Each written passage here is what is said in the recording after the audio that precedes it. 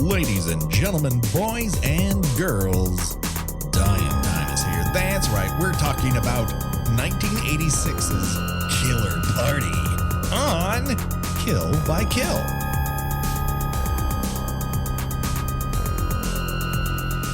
Well, greetings and salutations, and it's your old pal Patrick Hamilton coming to you once again from some Canadian college. This is the Kill by Kill podcast, where we are dedicated to celebrating the least discussed component of any horror film, the characters. And we're going to unpack all the gory details, and they're honestly not nearly as gory as I wanted them to be, of 1986's Killer Party, in the hopes that a co-ed's untimely end is just the beginning of the jokes that we might make at their expense. And as always, there's only one person I trust. If I say, I think we should split up, she'll go, no, I think we should stay together, asshole. And she would be right. The one and only Gina Radcliffe. How are you doing today, Gina? I would 100% say that. You could hear me saying that, can't you? Yes, pretty much in my head, quite a bit. Sometimes I wake up out of a dead sleep and hear it. Yes. I'm sorry. Well, we once again, when you were watching this, and I watched it last night, but you had sent me a text that we will cover later in the show. But basically, it reminded me once again that I'm beginning to wonder if your dad was a traveling salesman and that we're not actually related somehow. Because I know my dad wasn't going anywhere, but I'm not too sure about your heritage. But there's a weird mind meld. I could tell you that my mom used to tell me my dad got around in his younger days. So anything, es posible, mi hermano, es posible. I don't know if he ever made it out to California, but well, yes, he would have needed to. It would not have been terribly surprising. Well, that's going to make the family reunion very surprising for the both of us. But I don't want to alarm you any more than I already have, Gina. We are not alone. That's right. We have ourselves a special guest. Now, of course, you are familiar with him from the Scream 101 and Attack of the Queer Wolf podcasts, but you know him, you love him as a returning champion here at Kill by Kill, the one, the only Brennan Klein. How are you doing today, Brennan? Hello, hello, hello. I am not here to apologize. Welcome to me. You're the one responsible for this. Okay. Yes. A lot from column A, which is yes, and almost nothing in column B. Brennan asked if I had seen this movie, and I want to say this was like 3 years ago or something. And I said no. And so I sought it out. And at the time, the only place it was available was on iTunes, and it was on sale for like $7. And I'm like, well, $7, even if I don't like it, it's only $7. So I bought it, and it's been sitting there gathering digital dust up until last night. But I saw that it was coming out as a fancy Blu-ray from Scream Factory. And I said, well, why don't we watch this before everyone else has a chance to? And maybe we can jump the gun on Killer Party fever. And then as I scheduled this, I remembered the other movie that Brennan had suggested, and that is Girls' Night Out. And I will never fucking forgive you for Girls' Night Out, Brennan. I'm saying that right now. Wait, when did I suggest it to you? Because I suggested it to the Keep Screaming folks, Ryan and B, and that was a disaster. But I don't feel like I'm responsible for you. No, you went on a fucking tear, Brennan, with Girls' Night Out. And I know why. It's because the two lead guys are very hunky, and they like to fall all over each other at parties. It's about 2 millimeters from them, just from the whole movie, just being them brushing each other's hair shirtless. So, I'm into it. And the movie would be infinitely better if it was that. Just a quick divergence into Girls' Night Out, which surprisingly features a killer who dresses up in the school mascot costume of a bear and tapes several knives to the paw. So, like right there, you're like, well, Patrick, how can this film go wrong? And I'm like, fucking every other way. It is the most misogynistic piece of trash I have ever witnessed in my life. But women don't get naked. So I found that interesting. And that's why I think it's a case study. So it's all talking about it, and all the women are punished, but because no one takes a blouse off, it's cool. Oh, it's a feminist text, is what I'm saying. I'm not one for book burning, Brennan, but if that is a feminist text, it is on fire. No. I think it is an interesting curio. It's a study in contrasts. Yes, it is a serious study in contrast, one that we will never talk about outside of this one divergence on this particular program. And I hope it's just one of those films that is not really seeing the light of day. And I got a used DVD. I believe I donated it to my local library. So if you would like to check it out, come on down to Long Beach, and I think you can pick up my copy. It's available. It's probably sitting in the storage room. No, it is collecting dust in the Friends of the Library sale at this point. Right next to the 6 or 7 extra copies of Twilight that they have. Well, at least Twilight has the daring to make vampires creatures that are inherently sexual, non-sexual. Already, like, Twilight is a leap above where Girls' Night Out is. Okay, let's stop talking about Girls' Night Out because it's nowhere near the movie that this one is. I had no idea what the movie was about. I tried to look up a trailer, and there's no real formal trailer for this that I can find anyways. It's just like a scene, and it doesn't really give you an idea of what the actual movie is. But the only other thing that I'd heard about it in advance was that it's got a needle drop thing where you've either heard of every song that it's playing, or every song it's playing is like so close to a song you have heard by someone you've never heard of before. They're just incredible sound alikes. They're not the Beatles. They're an incredible simulation. They're the shitty Beatles. Before we go any further, though, I want to warn people. This is a bit like Mikey in that if you want to truly experience what Killer Party is, you may want to do that without us talking about it. You may want to go in cold like we did. But if you don't, like, I don't think we're going to ruin anything for you. But I will just warn people, like, there's a certain joy that comes in not knowing what the fuck is going to happen next. And this movie delivers on that. I would call it a U-shaped movie. And then its high points are the very beginning and the very end. And then there's a stark drop. And the funny thing is, you could absolutely not watch any of that. Any of the like 40 to 50 minutes that happens between the beginning and the end of the movie, and totally understand what's happening at the end of the movie. like nothing that happens before that has any bearing on the climax of the film itself. True. Yes. I got up at one point to go get my dinner, and I didn't bother pausing the movie. And I came back and I was like, yeah, I understand what's happening.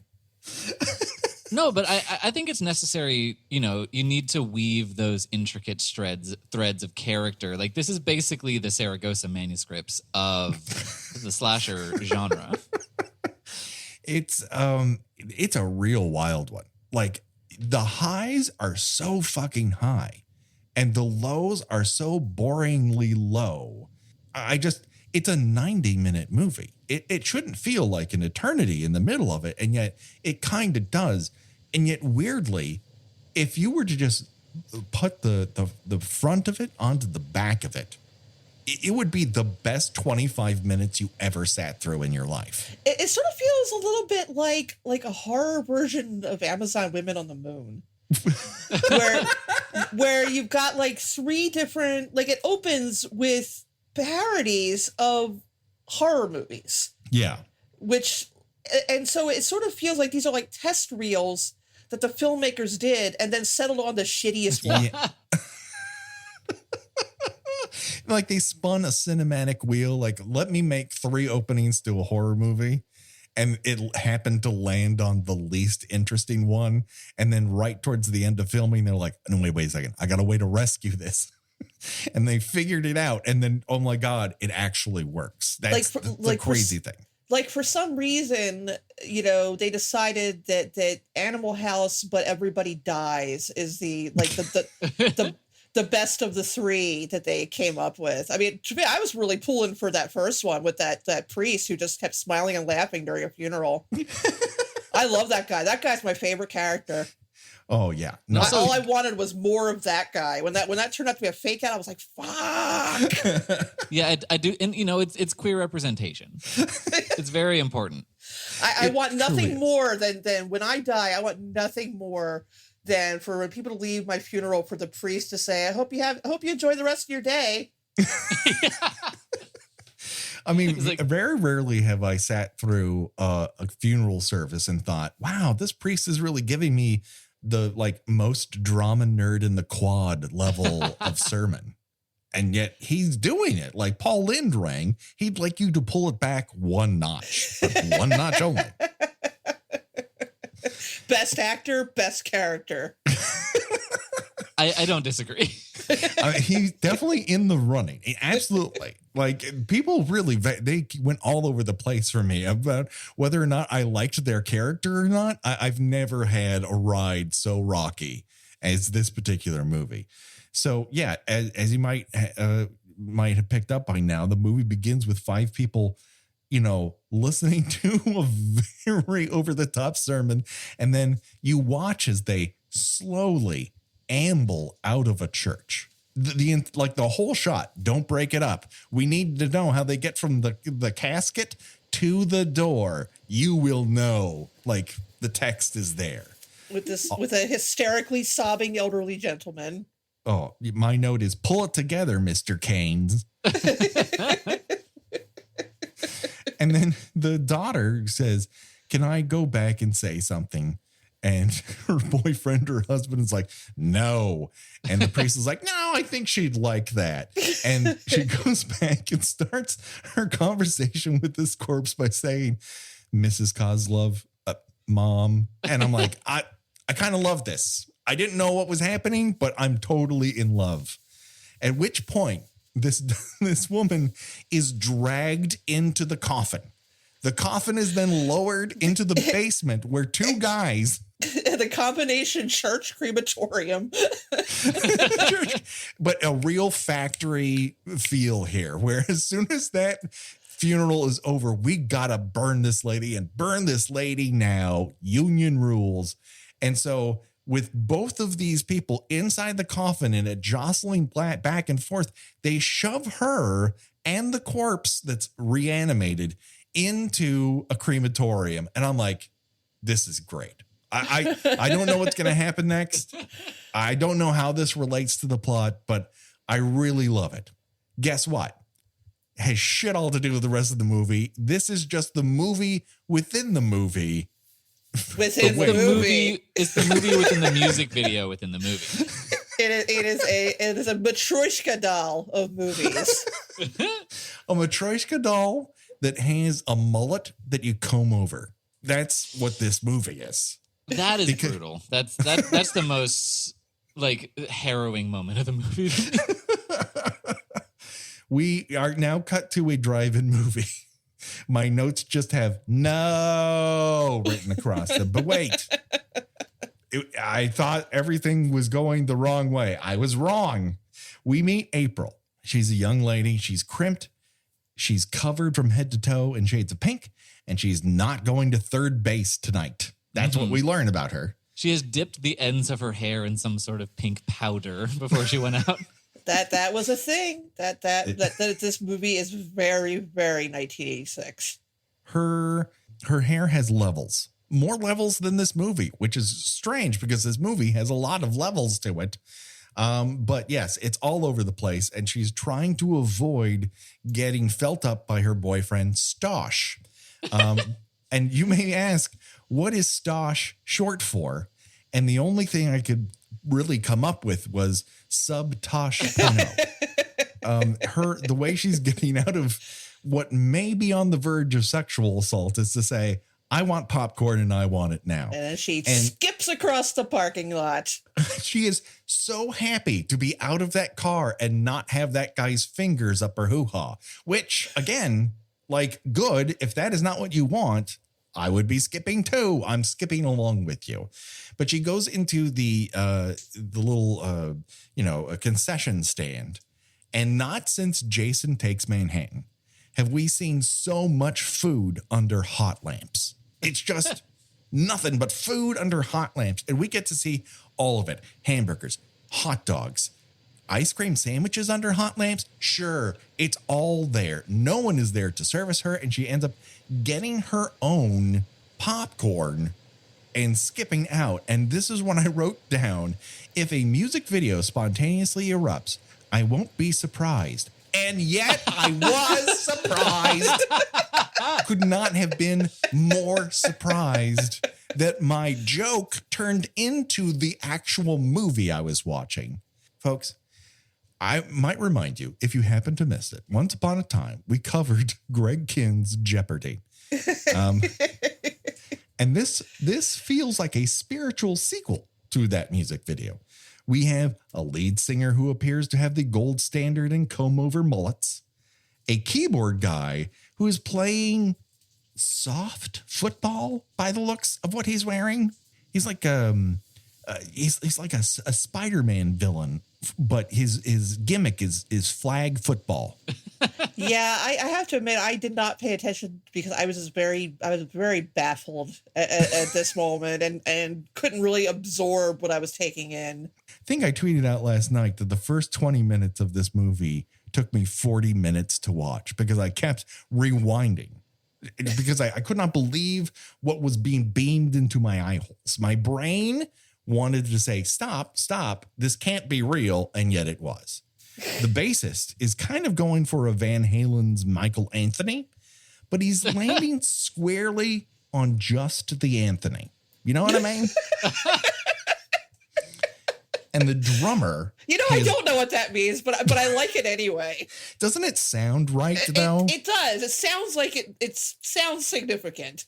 Like he's nowhere near Michael, but he's kind of nailed Anthony, you know? The drummer has avant-garde shaped kick drums. They are not circles. They are tubes. I've never seen drums like this. And it might be the most interesting piece of design in the entire film. That is probably true.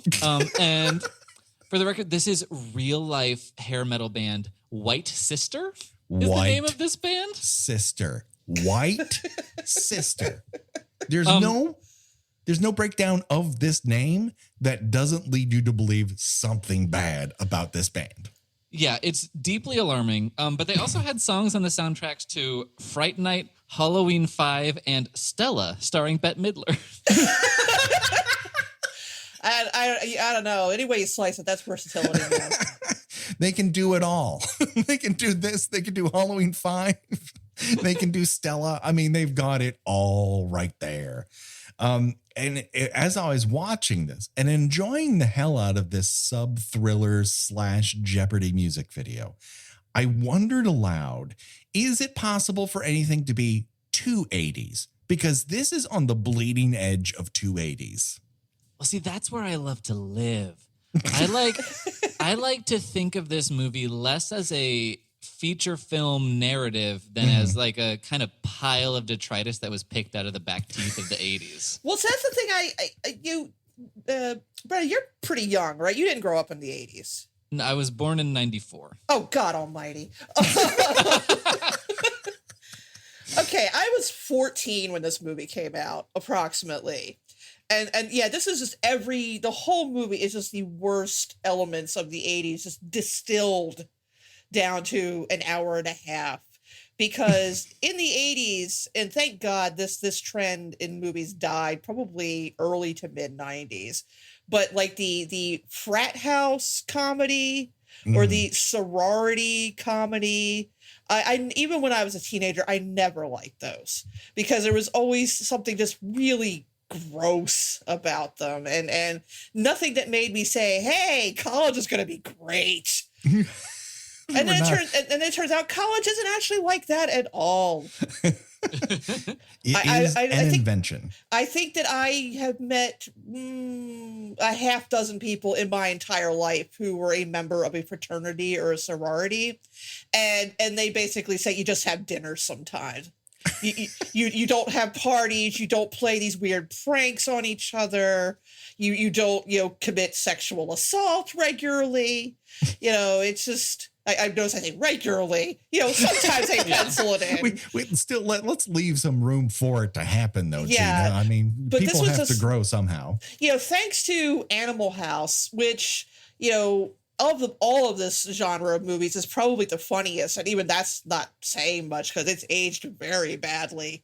Yeah. But you've got Revenge of the Nerds, you've got Revenge of the Nerds 2, you've got all of these movies. The two frat brothers in this movie, the fat guy and the nerdy guy, were best known for being in a series of other college fraternity movies called Screwballs, where they played essentially the same characters.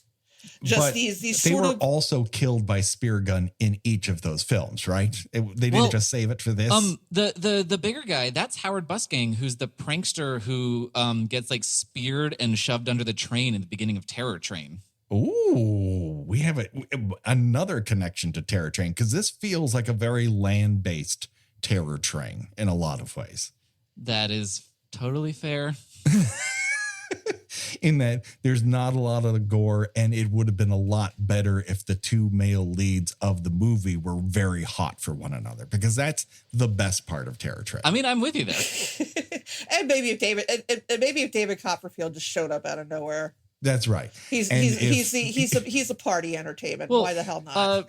Paul Bartel is the David Copperfield of Killer Party. And yet we never get an opportunity for Paul to hit on somebody and that individual to make a choice between, do I continue to allow this guy to hit on me and maybe go make out with him in some part of the train? Or do I eat roasted peanuts and choose roasted peanuts? It took me a long time to get past this. And then it is revealed that it was all a music video by White Sister. You're reeling from this information. You don't know. You're unmoored. I felt myself being drawn upwards because gravity no longer held any pull for me to be on Earth after these two false starts. I basically sent a message to Patrick, sort of like, remember in Jurassic Park when they're driving around and no dinosaurs are coming out and right. And Jeff Goldblum kind of looks real close to the camera. He's like, there are going to be dinosaurs at some point, aren't they? I basically sent a text to him. There is going to be a killer party at some point, isn't there?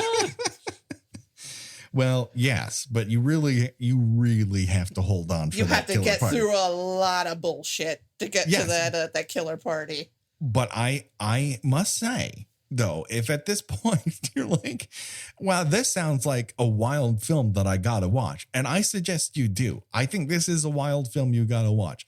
Just know that until we get to that killer party, we're gonna be picking apart stuff that doesn't fucking matter. It's just right. It does not matter. I'm not kidding. You could watch the first 10 minutes and the last 20 minutes, and that's good. You're good. You don't have to watch anything that comes between that because it has no relevance to either anything that happens at the beginning of the movie or at the end of the movie.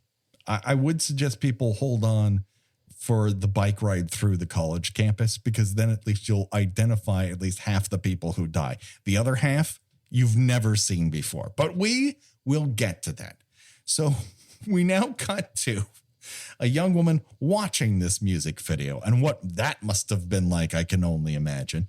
Her name is Phoebe. She's Ali Sheedy in The Breakfast Club if she dressed like Casual Ducky in Pretty in Pink.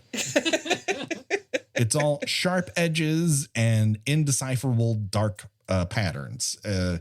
And she utters a phrase that I'd never heard before. And so I want to quiz you both about it. She states aloud, Sigma Alpha Pi is the wet dream of this college. And my question to you both is that good? I don't don't know, because none of them actually seem like they want to be in this sorority. They Phoebe does for sure. They sort of go back and forth between, well, this will be good for us, and yeah, no, we're not going to do this, and none of them seem like the type of person you think of in a movie that would join a sorority. And I guess maybe that's the joke. Yes, air quotes. Mm-hmm. That they're too nice, or they're too virginal, or you know, whatever you want to call it, to join this awful sorority with these awful girls in it, who all seem to have ulterior motives for why they're letting these girls into the sorority and making them eat eyeballs or whatever. I don't right. know. I would say that the phraseology she's using is intended to mean that the sorority is good, but it's clearly inaccurate, because it's not the wet dream of the college, because they're the only 3 people rushing the sorority. There's no competition to get into this. Like, the initiation has more people trying to get into that for sorority than here. Like, 3 people rush, 3 people get in. That's it. The second person trying to get in is Jennifer. She appears to be in this opening scene wearing every sweater commercially available all at the same time. She is the towering inferno of wool. It's just, you can't believe there's more sweater happening than you look up 6 inches and like, holy fuck, it's a whole different sweater. Viv is the third person. I like Viv. See, Viv and the priest are really vying for best character in the movie. Yeah, I like Viv. Viv is fucking awesome. And best accessory goes to her giant paperclip earrings. Yes. Her Salvador Dali paperclip earrings, which are elongated like to her shoulder, like they're banging against her clavicle. That's how long they are. She got that. She got that crunchy perm, the big glasses. That was just, she's me in my freshman year of high school. I'm just like, my God, the representation! I can't believe it. You're seeing yourself on screen here, if only for the first time. Viv is portrayed as a quote-unquote nerd in that she is an insanely attractive person with glasses on. And that's what qualifies her as a nerd. Look, Instagram would agree with that. True. It's very true. And so it's off to Briggs College we go. Oh, sorry, before we totally leave. Sure. I just want to mention that they seem to be having breakfast with one of their mothers, who does show up again later, even though they live in the dorms on campus. Mm-hmm. And it's just, it breaks my mind the way that time and geography in this movie function. Right. Like, maybe the mom works on, like, is a professor there or something like that, and she's having to go there. I'm not sure how it works. We never actually see anyone other than Jennifer actually in a dorm, but they say that they live together. It's very confusing, but they are getting free breakfasts, apparently with bacon or sausage, depending on what your like is. So I would also come to Phoebe's mom's for breakfast. It looks great. I get the free breakfast thing, but a college, probably freshman, getting out of bed early to go somewhere to eat? I don't think so. I mean, no one else in this acts like they're in an actual college. I don't know why you would demand this of them as well, but let us proceed. Because we've talked about the college enough, it's time to introduce it. It is Briggs College, where the elite meet before heading off to a better school. The opening credits here are a sound alike of Bananarama if most of those bananas were brown and wilting. It's a bummerama, if you will. It is sung by a chorus of girls who took Quaaludes about 20 minutes before. Would it blow your mind to learn that those Quaalude-laden ladies are our 3 leads? They are singing that song. No, I actually... Okay, so you have confirmation on this? Because I feel that it felt right, that idea. Yeah. I don't know. I found 2 journalists who make such claims. So I can only go on the veracity of what has been reported. Yes. Okay. And I know you're too shy to ask, but yes, I will perform a segment of this song for you. Okay, please. Now we're on our own, letting our feelings show. Bing, boom. Beep. This is our new home. We're finally letting go. And we know, ooh, these are the best times of our lives. These are the best times. Repeat 800 times. But see, even because you have a naturally sunny disposition, Brennan, your rendition of These Are the Times of Our Lives sounds like it is, but when they sing it, it sounds like they're being held at gunpoint just past the North Korean border. Mm-hmm. Yeah, by co-songwriters Scott Shelley and Alan Brackett, who also wrote an original song for Witness with Harrison Ford. We got so much diverse talent in this thing. I really underestimated it. Wow, like so many people go on from this to such better things. No, actually, Witness came out a year before Killer Party. So this is a step down. A little bit. This is the tailwind of the high of writing a song for Witness. Oh boy. So on these three girls' journey, they bike past a foursome of guys that I can only assume started out as monkeys who stole the hats from that Caps for Sale dude and then magically became human as a result. Then they're harassed by four different frat guys who come from Central Casting. Yeah. Nothing says April Fools, as we're told that this is the April Fool's time of year. Nothing says April Fools like a guy raking dead leaves. Springtime. No, okay. You have come into what is basically, I've been doing my thesis on the timeline of Killer Party. This movie is unstuck in time, like Billy Pilgrim and Slaughterhouse 5. Okay. So these opening scenes, everything before the Greek meeting with the projector, before that scene, does theoretically take place in the fall because it's during Pledge Week, and also Blake makes a reference to wearing a Halloween costume.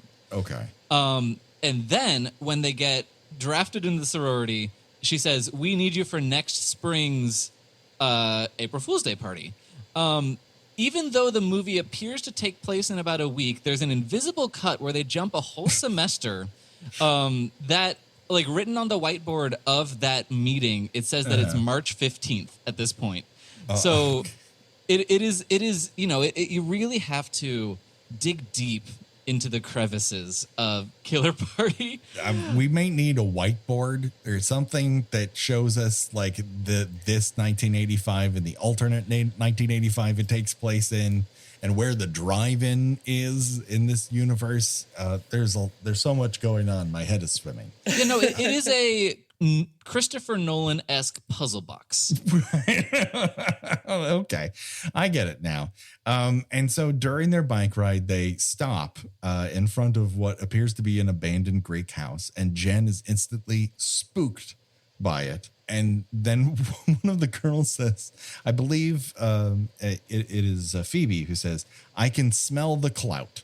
And what I think she's smelling is actually Aquanet, because there's a lot being used in this motion picture. Yeah, this old house that no one is allowed to go into, that someone died in 25 years earlier, and yet they just don't tear it down. No, there are parts of this movie that also feel like a lot of people saw it and forgot about it and then cannibalized it for other things, because the abandoned sorority / fraternity house that something bad happened in is revisited years later in urban legend. So, like, there's parts of this that I feel like someone who did Night of the Demons was like, I can make that movie. And then they tried. For me, the highs of Killer Party are beyond Night of the Demons. I do like Night of the Demons choreography better. I'll put that out there. Yeah, there needed a moment of somebody just dancing to Bauhaus. Other than that, it's still managed to be a superior movie. True. Speaking of great bands, I can't think of many bands that were less cool in 1986 than Casey and the Sunshine Band. And yet Baby Give It Up is given a prime spot on the soundtrack here as the girls of this sorority, this that is the wet dream of the college Sigma Alpha Pi, as they luxuriate in their own jacuzzi. Come on, don't you remember the college jacuzzi? Sure, yeah. Oh no, everyone remembers the college jacuzzi. Just kicking back with your classmates in the jacuzzi. It was at least the number 3 source of all STDs on campus. Just getting in there naked with a bunch of strangers, like you're at Club Med. This is where the wet dream comes from. Very true. It is physically wet. We're introduced here to Miss Henshaw. She's like the house mother, and she might look like an uptight priss of a sorority house mother, but that's only because she is. And when she hears about that abandoned frat house, she immediately tells everyone it is off limits. So it's only going to be 10 minutes from now where someone says our plan is to go into that abandoned frat house. Which is probably something that happens every year. Yes. And which again, it's, rather than now don't you boys and girls go in there, wink would be just tear the fucking building down. Tear it down, build a library on it, whatever you need to do. Right. And she admits that she's turning a blind eye to it anyway. In her conversation with a grave, which we'll get to. But I just wanted to say they don't make actresses like that anymore. Her performance is indelible. Just like, now girls. It's so it really lights up the fire inside me to see anyone performing like that. Patrick, you're saying to yourself, because you're always talking while I'm talking. Who are all these sorority members? I wish I could tell you there's too many fucking characters in this movie. Like, this is a movie we could either talk about for 10 minutes or 5 hours. Yeah, I mean, the only one that I can remember besides the 3 main girls is Veronica. Yeah, Veronica. Veronica takes an interesting turn, but we will get to her in the midst of this revelry of naked ladies and jacuzzis. We have Power, Dweeb, and Non-Flounder. They are the twosome that we were discussing earlier who end up in the Screwballs series, playing the exact same characters. Somehow they are in this fraternity with like all these like athletic hunks.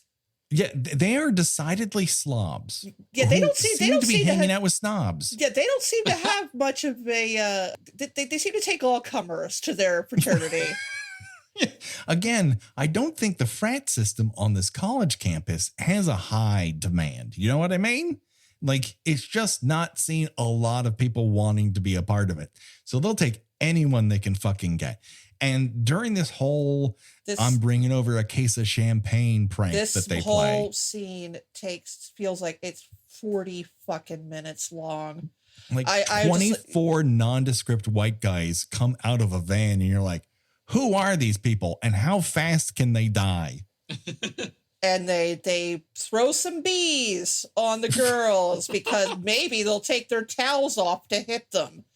Because nothing is better than seeing a wet, naked, hysterical woman frantically running and waving her arms. There's no other way to see a naked woman. You have to do this and you have to film it. And also don't wear a disguise because apparently everything that they're doing is just a prank and not like terrible shit that should get you kicked off a college campus and like get you put on a registry, which is really what it should be. And yet the prank they play later in the movie is somehow worse than that. It also makes no sense in the context of what happens at that point. Yes. And if you're saying, wow, when Dean Wormer hears about this, they're all going to be in trouble. Guess what? They're not. I then looked at the time and there was 75 minutes left in this movie.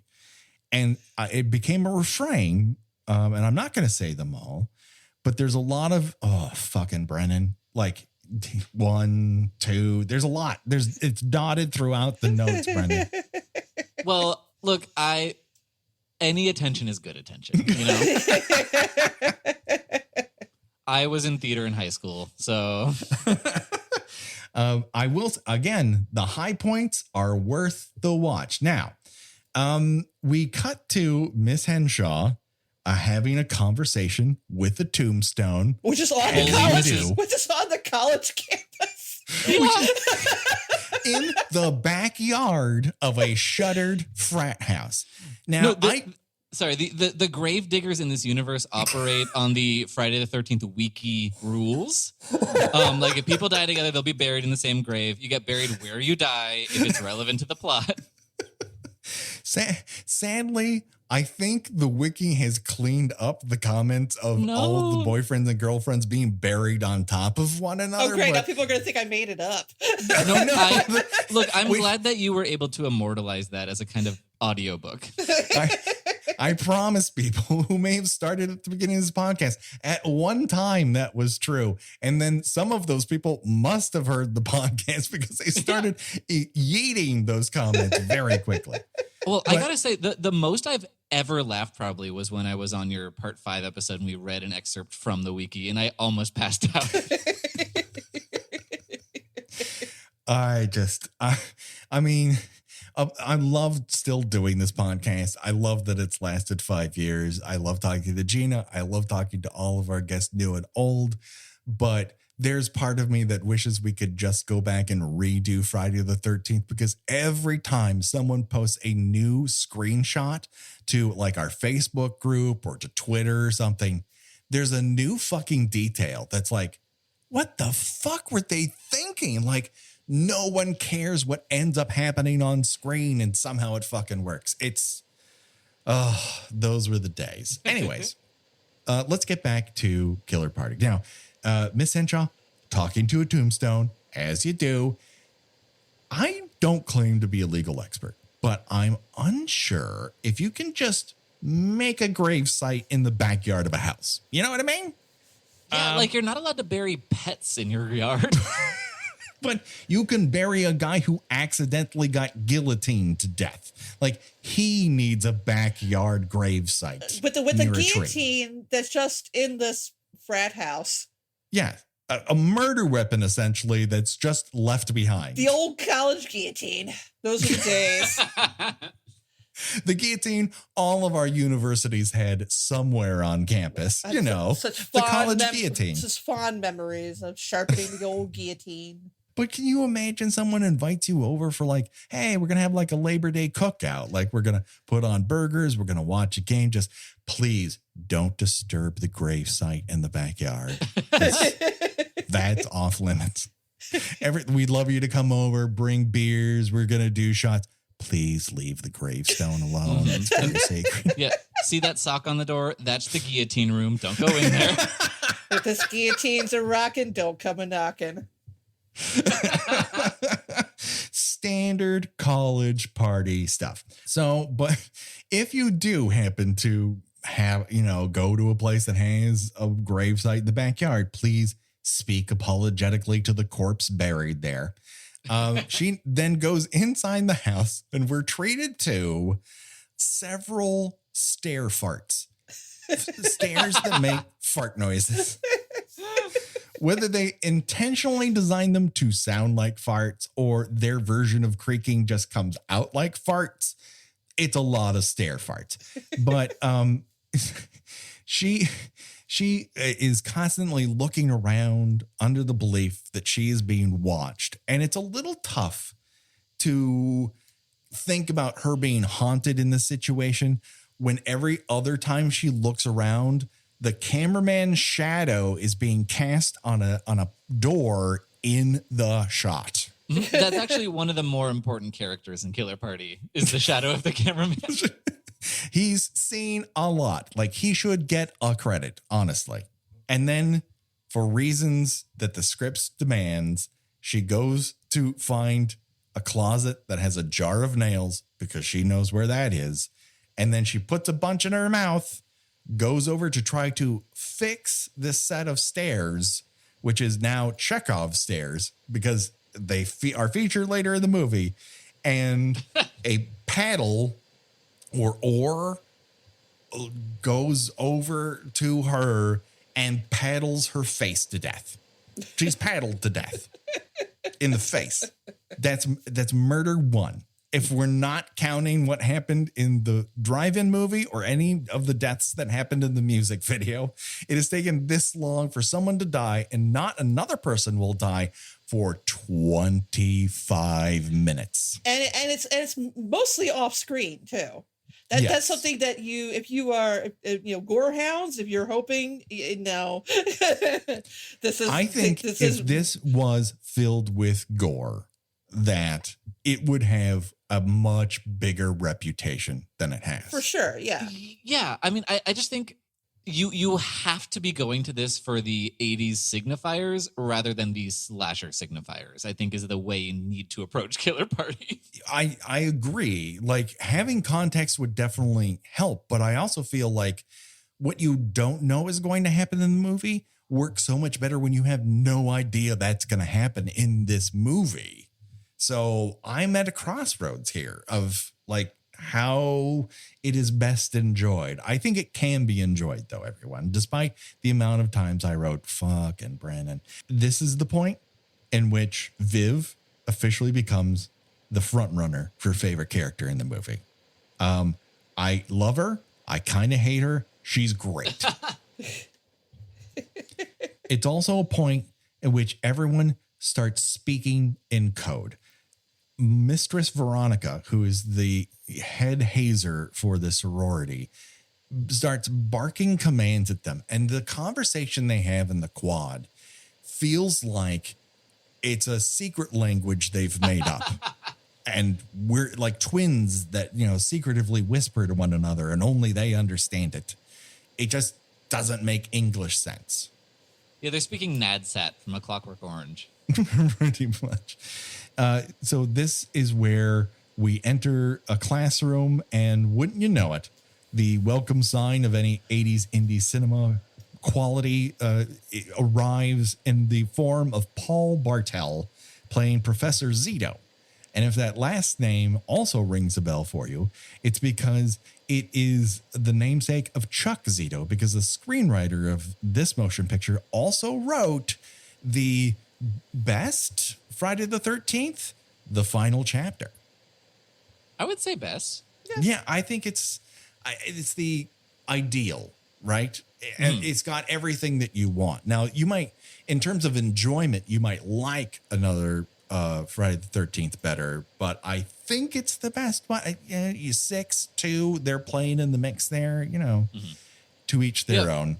The final chapter is the platonic ideal of the slasher film. Absolutely, yes. And so we spend a lot of time with these girls on bikes, but if any of them end up stolen, we will know why. And that is because Francis's bike jacker from Pee-wee's Big Adventure is also on this campus. That is that guy, isn't it? It is that guy. And I'm like, why is he so fucking familiar? And it's because he's the guy who steals Pee-wee's bike.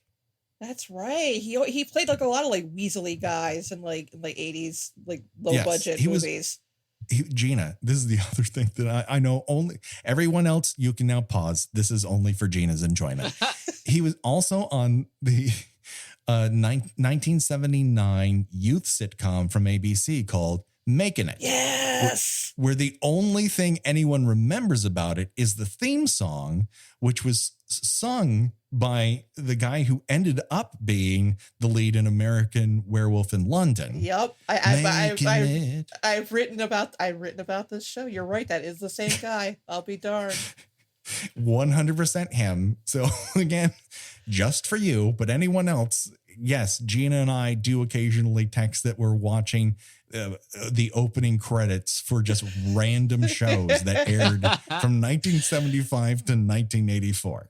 We're trying to figure out a way to weave that into this show at some point.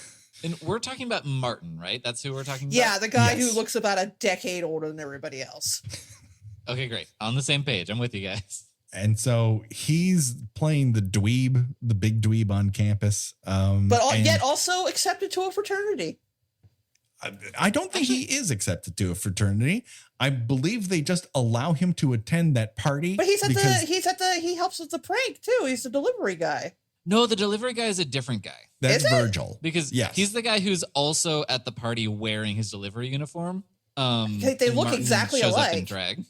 They look yeah. exactly alike. Well, Virgil has curly hair and Martin has greasy black straight hair. Oh, all right. Well, And then later it shows up to the party dressed as a woman in a curly black wig. Mhm. So yes, at that point, they do look more alike one another. Only Martin at that point has a larger breast size. Yeah, Martin is the one with itchy ankles, as we see.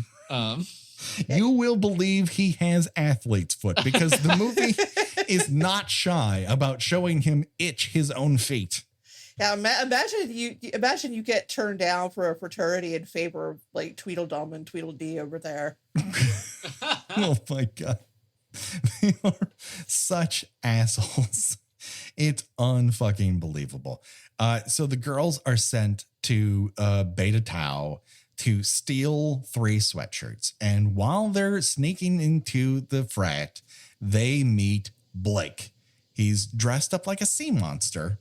And he keeps talking about, this is my costume for the party, and then does not wear that costume. That's a great point, Gina. I need to watch it again. I need to get all the details. Like twice he's wearing this, modeling this costume, and keeps saying, "Oh, this is my costume for the masquerade party," and then he comes dressed as a fucking hockey player. Yeah, he was just wearing pads.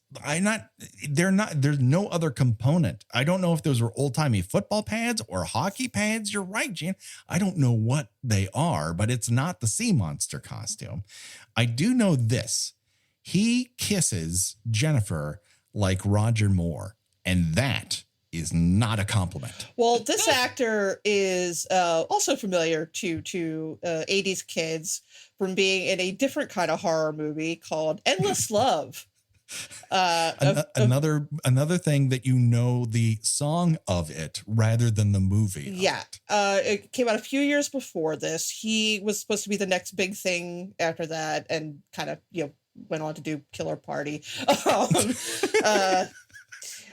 But it's not because he's not handsome. Like, he's a decent looking dude. Yeah, thank God. I had my boxing gloves on because I was willing to fight for Martin Hewitt's honor. But he's very good looking, just not much of an actor. No. And in this earlier movie, it's another one of those, they can't make that movie anymore because it's basically very heavily focused on a 15-year-old Brooke Shields' sex life. And how this is her first love, and her family is really not happy with it. Her family's kind of cool with it, which is weird. Like, because her parents are hippies, and his parents are really straight-laced, and it's like they're trying to go for like a Romeo and Juliet thing, and it ends up being really, really creepy because now the book it's based on is even creepier because it's all from his perspective. And it's very much the unreliable narrator. And here it's like he starts stalking her, and then he like sets her house on fire. And then at the end, like her father chases him down and has a heart attack. And at the end, they might get back together. It's like... it's a typical high school love story. You fall in love with someone who's really too young for you, and they start to pull away because that's weird. And then you light their house on fire, and her dad dies pretty much because of you, and then you get together. You know what I mean? I mean, it's a tale as old as time. It says a lot about Endless Love that James Spader is in it, and he's less creepy than this guy. Oh no! He's actually like the voice of reason in it. I memory serves. I think he has Brooke Shields' brother in it, and he's one of the only people to the first like, hey, maybe this 18-year-old shouldn't be sleeping over with my 15-year-old sister. Yeah, that is odd. Tommy Cruise, as my son likes to call Tom Cruise, also in it. Yeah, he's like a fetus in it. Oh yeah, that is the dorkiest you're ever going to see. That Tom might Cruise. be his first movie. I believe there's a lot of people in this like making their like, oh my God, that's them debuting it. Speaking of making it, let's talk about Martin. As we noted, there's a lot of shots of his itchy feet. The red shoes features fewer shots of shoes. Yeah, I feel like they initially were trying to set up that he might be the killer, and then they're like, nah, let's just drop that. No, it's just a lot of shots of itchy feet, and that's entertainment. You know what I mean? Martin, the actor doing this, sometimes you need to choose one or two ticks, not like 55. Because at one point I wrote down, is Martin a chicken human hybrid? And it's a legitimate question. Inside of Jennifer's bedroom, and you know we love bedrooms here on Kill by Kill.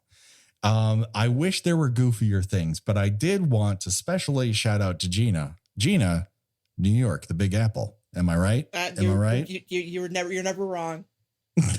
You never miss. You did miss the wall hanging of a baby blanket that has a giraffe and other like child images on it. Oh, okay. Well, there's that. We've got a collage. Everyone loves a collage. Later, all three of the girls are going through their final hazing, which takes place in this abandoned frat house. Miss Veronica and all of her cohorts are committed to that braless look while in a toga, and respect, respect. Whenever I lean over in bed and tell and say aloud, Sister Melanie, Sister Sandy, I want some eggs, candles also explode. I don't know how Becky does it, but she does it. And that's why I'm married to her. That lady witchcraft. Right. Yeah, there must be a devil, because no man nor angel would treat eggs like this, just out in the open in a brandy snifter with such disrespect. Like, what is this game that they're playing? So these girls are laying on the ground with their mouths open, and girls are cracking eggs open with their fingers and dropping these eggs supposedly into these girls' mouths. Most of it ends up on their neck. And then they are judged on how many eggs they caught and kept in their mouth. Here's the problem. All these girls are bad fucking shots. Why are the girls being held accountable for these shitty egg droppers in the sorority? This is somebody's fetish. Oh, it has to be. It's just the salmonella of it all is spine tingling. I mean, watching them one cup, two girls it into these brandy snifters with these eggs in their mouth. It's just, and all three of the girls show it on camera. Like, yeah, someone is into this. But our favorite girl, Viv, turns the tables on all of them and pulls this gigantic prank in which she starts shutting the doors and bottles explode. And then someone gets dragged to the basement, and then they go down and they see the college guillotine take off her head, and they scream. Apparently Viv is a master of special effects. Yes. She even has like a model head of herself, which, I mean, what are you doing in college? Well, someone who wrote this movie must have watched Happy Birthday to Me, because as we all know, making special effects heads in your own house is something that is fun and easy to do. After this, we get that same Bummerama song again. And the girls are now being transported by Martin as if Martin is a member of the group. He's just instantly in with these girls now. After them treating him like a radioactive creep, he's perfectly fine to take them hither and thither. Well, treating him responsibly as a radioactive creep, like that is the accurate assumption about Martin. Very much so. When they end up going inside of their sorority house, they leave behind the head in a box. And I don't trust Martin with a loose head. You know what I mean? Yeah, that scene could have broken bad real quick. Yeah. We then get the scene in which Professor Zito tries to wave at revenge porn with his arms to turn off a projector camera.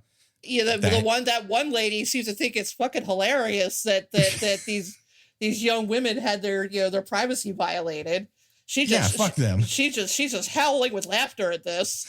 To quote the Bard, "Fuck them kids," I think is what it comes down to.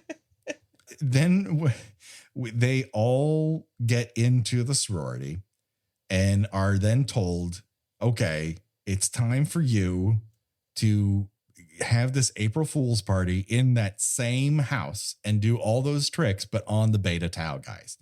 Fine. They go in there as they're setting up in this decrepit place. The movie has the balls to have one of the characters go, listen, I looked up the information on this house in microfilms. Show me those microfilms. No, how are they going to do that when you need to have, another 2 minutes of, naked women trying to wave off bees? Listen, are we to believe that only the pure cinema that is Mikey understands how thrilling it can be to watch people look up shit on microfilms? I mean, I would I've seen microfilm. I would much rather watch Martin and Vivia hooking up in the car and she demands that he sensually touch her elbow. That entire thing feels like someone's long list of gags that they could not get into other movies put into this film. Well, that's why I'm saying this sort of feels like somebody's demo reel of here's my weird horror movie, and here's my music video, here's my frat house comedy, here's my slasher movie, here's my demonic possession movie. It's all those movies because we haven't gotten to that. There's demonic possession in this too. Spoiler alert, there's demonic possession in this movie. It's not happenstance that this is going on after all 3 of the Exorcist films. That's right. It's a possession movie. Sure, why not? While they're setting up, Blake takes Jennifer down into the basement. And there's several things that were shown there. One is you hear an open water leak. So that place is full of black mold. Second, chains, giant fucking chains, like Hellraiser level chains in this fucking basement. Are you telling me they're lifting a lot of car engines in that basement? Is that why they need that? Also, the incredibly decomposed corpse of Miss Henshaw, which lends it to Brennan's split time theory. Yeah, this is, Christopher Nolan watched this before. He made Tenet. You need to pay attention. Sure. Yes, absolutely.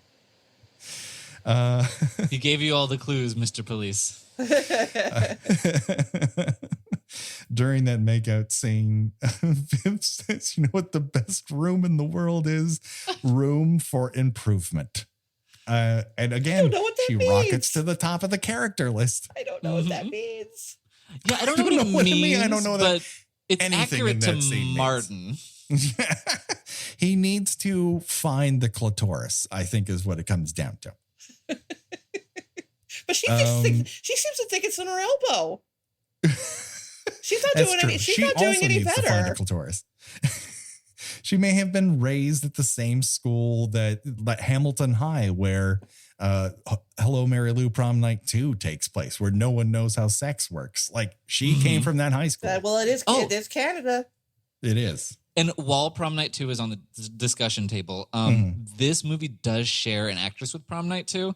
Really? Terry Hawks, who is the mean girl in that movie.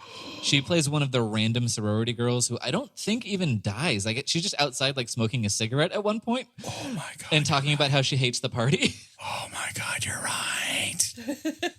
Oh, this movie's so much better than I thought. Thank you. You're welcome. Holy She also voiced the English dub of Sailor Moon for 3 years. She's an interesting person. All right. Oh, man. Again, everyone from this movie goes on to a incredible career. Believe it or not, there are people who go on from this movie to incredible careers. In the middle here, Paul Bartel shows up at the abandoned frat house for no particular reason, and he ends up with an electrical cord to the back of his neck, and we're sad to see him go. Let's just put that out there. He gets one more cameo of a corpse, but I'm sad to see him go. Yeah, R.I.P.D. Paul Bartel. So let's let's get to the meat of this, because we're only an hour into this. Let's go to the party. So at this party, everyone is dressed up in costume, because that's what happens at April Fool's parties, I guess. I don't know. It's Canada. There's different rules up there. So, also there's a dropped line about it being a masquerade party with a spring theme. Yeah. But I don't know. The theme is lost. It's like when you see the pictures of people going to the Met Gala and you're like, I don't think they saw the theme, because there's a lot of that happening here. Yeah, I think someone's dressed as a Mountie in the background. There's one guy I wrote down is dressed in a prison stripes with white plastic chains and a Darth Vader helmet. Now, I don't know how that sprang. I mean, yes, Star Wars did come out in May, technically spring, but I don't know. The two dipshits who are actually on theme are not Flounder and the Dorcas Malorcas, and they are dressed as bees with scuba flippers on their fucking feet. Do these assholes know how bees work? Like, they're not aquatic. Patrick, they don't even speak until They the end should, of the because they of don't the even prank. speak. They do get on their knees and just look at girls' butts at one point. Like they're in like this party. they're like goggling like a Tex Avery wolf. Just like adjusting their eyes as they pop out of their head, just inches from a butt. Like, have some subtlety. I just do not understand this. I just love the idea that the casting director for this movie, was watching Screwballs and like, I need those two. I need that energy. They're really gonna add some color to the movie. Everybody pop. Everybody loves those guys. Come on. Just add those antics to the antics I've got, and that is just crazy town. It is a gambit that does not work. But in the middle of this party, Jen, who has been having this long flirtation with Blake, they decide, after she's wandered into this house and gone cross-eyed a couple times, they wander up to an abandoned bedroom in which, for a guy who we last saw burning a girl's house down, there's a lot of candles in there. On a little bonsai tree thing, too. It's just, that whole place looks flammable. This is not a good idea. But they get naked, and under the covers of a mattress that he brought, I hope, in the middle of this, they hear some sort of auditory signal, and she's like, I gotta get downstairs. And he's like, I'm gonna get you at some point. You mean you got naked and in this bed surrounded by candles and you did not fuck? Well, Veronica's presentation was about to start, Patrick. That's true. They are both prominently featured in this presentation, so there's a lot going on. Yeah, he really does step in and take the mic like in a major way in this presentation. Right. In a way that his behavior of 2 minutes before renders mystifying. I really, yeah, this whole thing doesn't, I know that there's a planned prank, and yet I was like, what the fuck is happening? What part of this is the prank? I don't know. But in the middle of the presentation, bottles start to break, and the entire mass of party goers are like, we got to leave. We've got to flee this poltergeist. And then Jen walks into a different room in which she's confronted with loose balloons and is like, oh my God, how am I going to get past this? They're balloons. She has trouble getting past balloons. Look, that's why she has a malleable enough psyche for what happens to happen. Right. That's very true. Well, here's the thing that I took pause with. Like, I know, as in like the only thing I took pause with in this movie. But they have set up this prank again where this, someone gets dragged into the basement and they're supposed to run down there. Oh my God, someone gets their head cut off in this guillotine that happens to be down here. Right. And so Blake and this other guy, Alan, is that his name? The other Albert. The other the hot guy is named Albert. They decide, Albert said, we have to help Jennifer. Blake says, yeah, no. And then they get into a fight, and Blake pretends to stab Albert to death. So this is a prank that that is planned because they somehow anticipated that another prank was going to be played on them. I guess. Then, oh, that's funny. We thought you killed him. Oh, that's hilarious. We thought we all witnessed a murder, and it turns out it was a joke. I mean, you know, Patrick has done this show enough with me that I really hate that shit in a movie when a prank that involves making someone think that another person has died is just hilariously laughed off. That, you know, you're so incorrigible. I really thought you died. You know, while you're still wiping the tears of hysteria out of your eyes and, you know, getting the heart back in your chest and, you know, try to capture your breath. Meanwhile, it's funny. That's a funny thing that friends do to their friends is you know, make them, you flee in terror because they think someone has died. These people can't die enough in this movie, honestly. Yeah. And we're just on the edge of actual death starting to happen and not stopping until the end of the film. The one thing that kind of happens around here that sullies Blake's gleam, as it were, is Jennifer's like, I think I need to leave. I think I need to leave this party.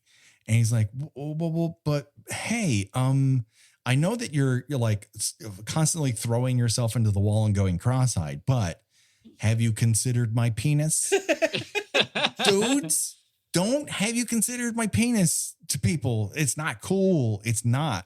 Yeah, I mean, cool. if you're with someone and they're upset and they're you know they're disconcerted and they might maybe go out and get some air, don't suggest them, hey, what about if we just have sex? Would that be good? That'll calm you down, right? That's disconnected from emotion. You can just have sex with me because that is what I would like to do. Okay, so let's start killing at the killer party. Mostly off screen, regrettably. Meet Pam, I guess. A character we may have seen earlier, but I couldn't tell you. She looks like every other girl in this motion picture. She's got that big curly hair. Dressed like an Old West prostitute, I guess. I don't know what that is. Anyways, Pam goes into a closet and steals a coat because she's shopping for coats. And then comes out and someone dressed in a fucking deep sea diver costume spears her with a trident. And you're like, are we now? We're a slasher movie. Okay.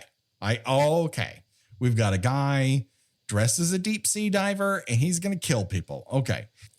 I do like that later when Mistress Veronica hears that Phoebe has been making out with Albert in the kitchen, she pulls Phoebe aside and says, don't get involved with Albert. Now, my question to the both of you is Veronica actually concerned that Phoebe will be emotionally hurt by Albert, or is she jealous, or do I care? Oh, she's just jealous. Oh, yeah, she's totally just jealous. She's been trying to glom on him this whole movie. So therefore, about a year.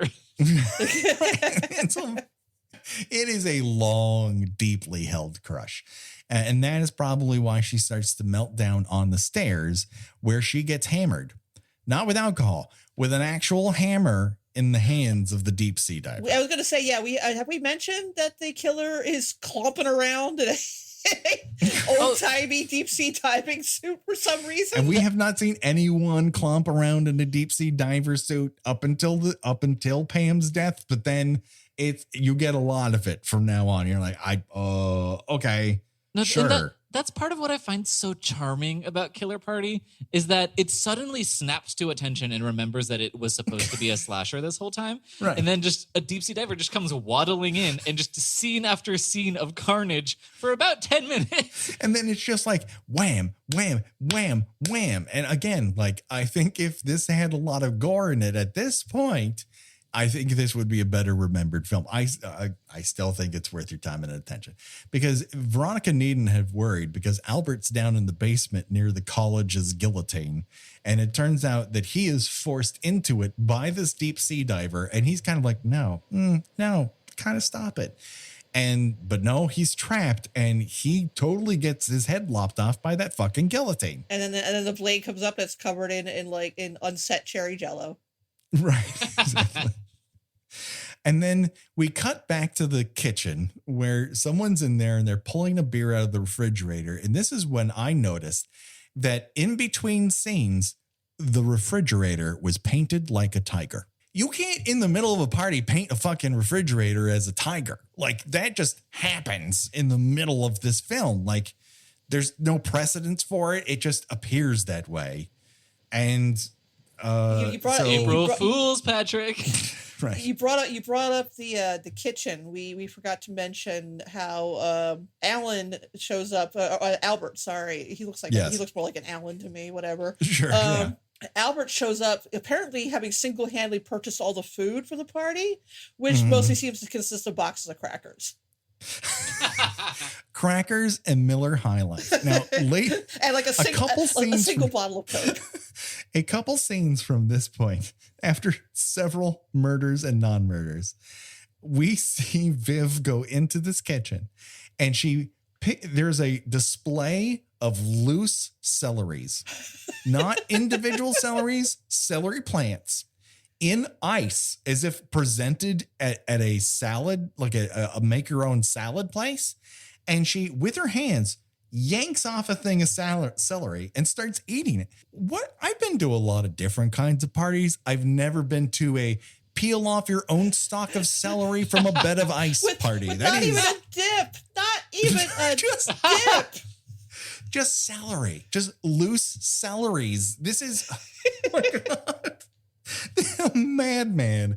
It couldn't, Saw couldn't think of traps like this. You know what I mean? Speaking of which, let's rewind to an earlier kitchen sequence. Virgil looks inside of the now tiger decorated refrigerator, and deep sea diver guy walks in behind him and cuts off his forearm. And goodbye, Virgil, I guess. I guess isn't he the one that's stuffed in the refrigerator later? Well, just his arm is, and Albert's head is also in there. I don't know where the rest of his body is, though. Oh, I thought it was all Virgil. Yeah, me too. It's definitely Albert's head. So, and his arm. That's all I can tell you. And then after this, Sister Melanie, Sister Sandy, and Martin appear to just leave the movie. Just decide as a group, we're done here. And they leave. So you're like, all right, okay. Why aren't we killing any of these people? Then Not Flounder gets a spear gun from the bottom of his ass all the way through the top of his head. And if you had seen that, this would be an all-timer movie. You need to see that. Because he deserves it. Yes. Absolutely. The whole movie, you're waiting I hope that guy gets a spear gun through his ass, through the top of his head. And then it happens off screen. Fuck you, movie. Come on. You're so close. And then we have Viv and Phoebe. And they've discovered the fridge full of body parts. Phoebe's seen another dead body. They come together and we get, it's really been a minute since the whole Voorhees family indoor-outdoor decoration presentation we've seen on the show. And again, that's when I started to miss Friday the 13th as our source of the podcast. It just feels like a warm blanket, We then learn Blake is asked by what we think is Jennifer to come into the bathroom, and then we cut away from it. Phoebe and Viv discover that he has been drowned in a bathtub so delicately that just half his body is wet. The other half dry as a fucking bone. That takes skill. Yeah, he manages to sort of strike a model pose while pretending to be a dead body. Listen, when it comes to holding your breath, keeping your eyes open in a bathtub, this guy gets full marks. Mm-hmm. But also, are you telling me he went sleepy time into the bath? He just it does look like he passed quietly in his sleep. Yeah. We used to call it just it's been a good life on the show. And when Friday the 13th would just go to white, or they'd be it was a good run. That seems to have been what happened to Blake. Phoebe and Viv are we got to find Jennifer. So they're searching around for Jennifer. At one point, Phoebe goes, Viv goes, I think we should split up. I'll go upstairs and you stay down here. And Phoebe's like, don't leave me down here. Yeah. And she's like, you know what? You're right. And I'm like, God damn it, this movie is good. I can't decide. But then Phoebe's like, her flashlight is supposedly going out when they discover that not only is not Flounder been killed by spear gun, but Master Dweeb has also received a spear gun to the mouth. And she's like, oh, my flashlight is turned off. Phoebe, hun, dear, girl, the lights are on. All the lights are on. You don't need a flashlight. I don't understand this. She's freaking out about it. And then out of nowhere, here comes Jen. And she's gone from a girl with every sweater to a girl in a satin jumpsuit and a demon inside her body. That really is layering. It really is. And I'm telling you right now, this might be one of my favorite I'm Possessed performances of all time. She is good at this. The eye rolling, the tongue lolling, drool dripping. It is committed. She is going for it. And she's also helped by the movie, which allows her to crawl on ceilings and bust through walls and jump off of roofs like she's an American fucking ninja. She is not halving this. This is a full fucking performance. Honestly, if you had told me after the first 10 minutes that this was going to become a possession movie, I would have accepted it because the first 10 minutes of this movie, this house has 14 levels. These girls go up and up and up and up. At one point, they're on Chekhov's stairs, and Jennifer destroys those stairs with her mind. She sure does. And you're like, okay, now I get why we focus so much on the stairs, because they're going to fucking come back. She crawls up ceilings. She's grabbing Viv's leg. So she's one leg down at this point. On their way up to the very top, Jennifer keeps yelling out of her body, oh, it's gone, it's gone. Then it's back. How many times are you going to believe this? For Phoebe, all the times, every single one. As they're doing this, we get little things of other people who have been killed, and we have no idea who they are or how they died. They're just loose bodies and nets, like so much celery. So much celery in a nice chest. Right. And then possessed Jennifer drops Viv from the roof and then leaps off of it like a supernatural dog in Ghostbusters. I like poor Viv is laying on the ground. Her legs are broken. And Phoebe says, like, Viv, help me. Help me. And listen, you are all on your own at this point. Phoebe manages to climb down all 15 stories of this house. Like she's in free solo, and then has a full Star Trek the original series fight with a possessed Jen that includes a Haikimbo, a full on I'm gonna roll you over me with my legs and just Haikimbo you. Jennifer then gets momentarily released from this possession and pleads with Phoebe to kill her, and to my surprise, Phoebe fucking stabs her in the heart with a pole. Like, there's not a lot of movies where you're introduced to three girls, and at the end of the movie, one of those girls is going to stab another one with a fucking pole. You know what I mean? Killer Party's just special like that. It really is. And then you're like, oh, it's saved because the university security patrol is here. What are they going to do? Write someone a fucking ticket? Which also looks like it consists mainly of 55-year-old men. 55-year-old men with flashlights, and they're not going to investigate sexual assault. They're on the case. They start bringing out corpses before they even get poor Viv loaded up on the ambulance. They're just it's slam cuts. Well, there's one thing that we learned is that the demon, the ghost, has jumped from Jen into Phoebe. Now Phoebe is possessed and Viv is on the ground with two broken legs. This is when the police come and Phoebe's like, I'll wait. And so, yes, we smash cut to them taking bodies out, and so many looky-loos who are right there just tromping on the fucking crime scene, like real Crystal Lake CSI maneuvers going on here. And then we see that Viv is being taken by stretcher into an ambulance. Who happens to be inside that ambulance? Phoebe. And then we just hear screams of her, "Don't put me in that ambulance. Get me out of that ambulance," as it drives away. That absolutely no one pays attention to. And then we're left with Bummerama as it drives off into the distance. And somehow there was no Killer Party 2. There was a different movie called Murder Party.